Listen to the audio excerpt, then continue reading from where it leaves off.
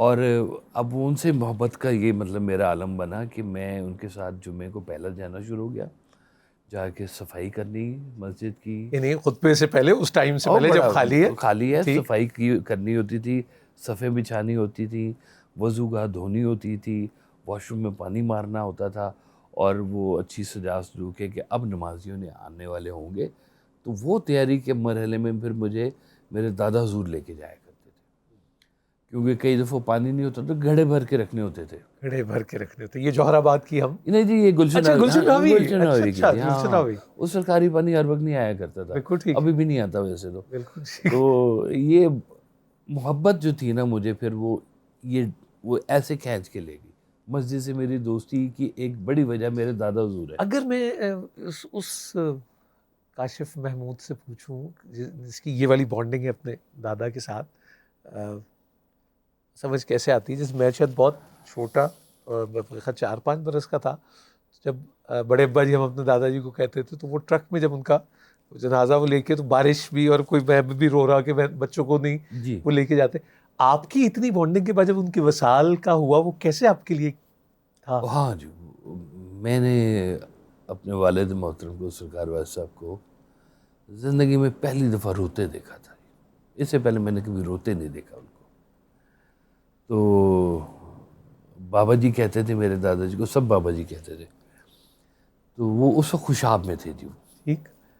तो हम लोग अब वो जैसे लाहौर से निकले और वहाँ गए, और वो खुशाब का माहौल और बाबा जी का चेहरा, मुझे आज भी वो दिन याद है। तो वो एकदम से वो जो एक होता है ना, ख़त्म होना है एपिसोड सारे का सारा, वो बड़ा मुश्किल था जी।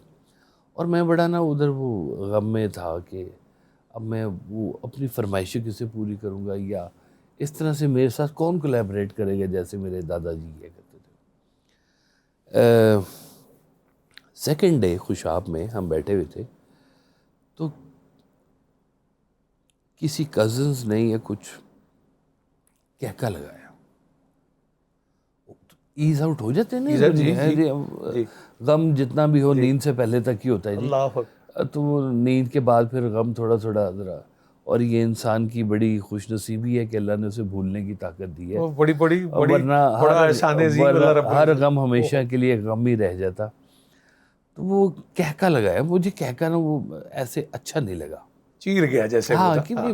भाई नहीं, टाइम नहीं होगा। ये वक्त नहीं है अलग। तो उसके थोड़ी देर बाद ना जल्जला आ गया, बड़ा ज़ोर का जल्जला आया, और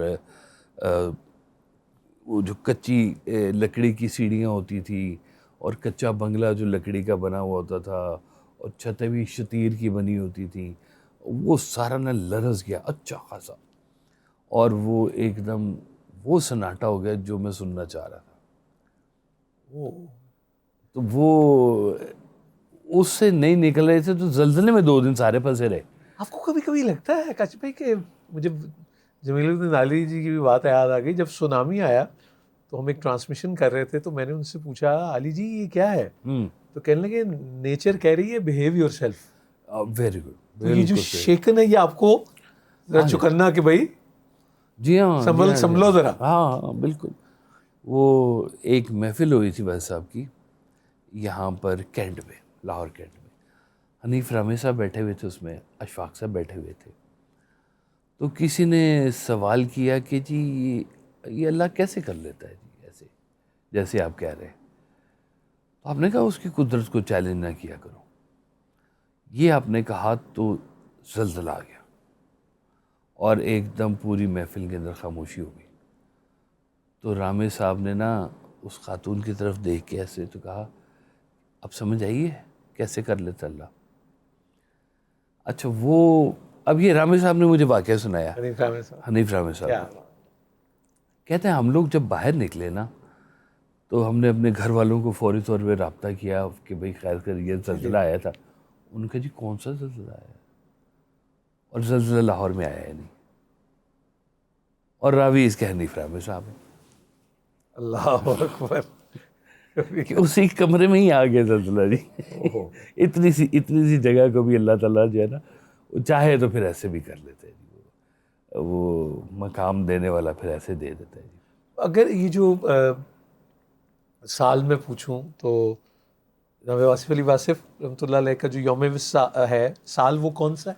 93 जनवरी 93। 93।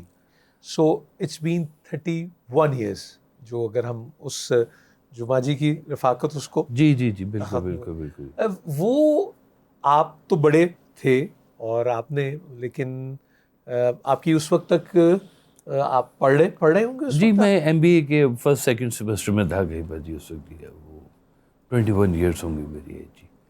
तो मैं एमबीए में चला गया हुआ था जी। क्या सूरत और वो क्या चैलेंज था, अगर मैं माजी के हवाले से पूछूं, अम्मा जी के हवाले से? बहुत डिफ़िकल्ट था जी, चूँकि अम्मा जी के जो कपड़े होते थे ना जी, वो भी सरकार खुद खरीद के लाते थे।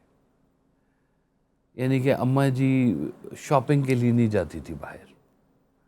हाँ, वैसे चक्कर लगाने चले गए हैं सो चले गए हैं।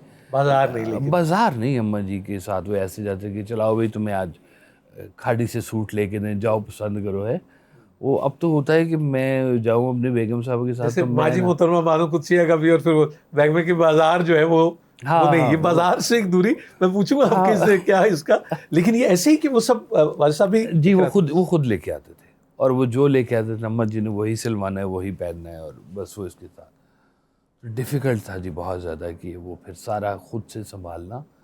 क्योंकि मैं अपनी हद तक तो कुछ चीज़ों को देख सकता था, लेकिन बहनें और अम्मा जी का जो अशिया है उनसे मैं नावाकिफ़ था कि क्या ज़रूरियात क्या कैसे। तो अल्हम्दुलिल्लाह उस वक़्त ये हुआ कि चूँकि मुझसे छोटी बहन थी, 4 साल छोटी थी, लेकिन वो थोड़ी-सी ग्रो हो गई, जल्दी ग्रो हो गई। तो वो और अम्मा जी की एक बॉन्डिंग बन गई, और वो फिर गाड़ी ड्राइवर मैंने अल्हम्दुलिल्लाह उस वक़्त कर लिया, तो वो फिर थोड़ा-सा निज़ाम चल पड़ा।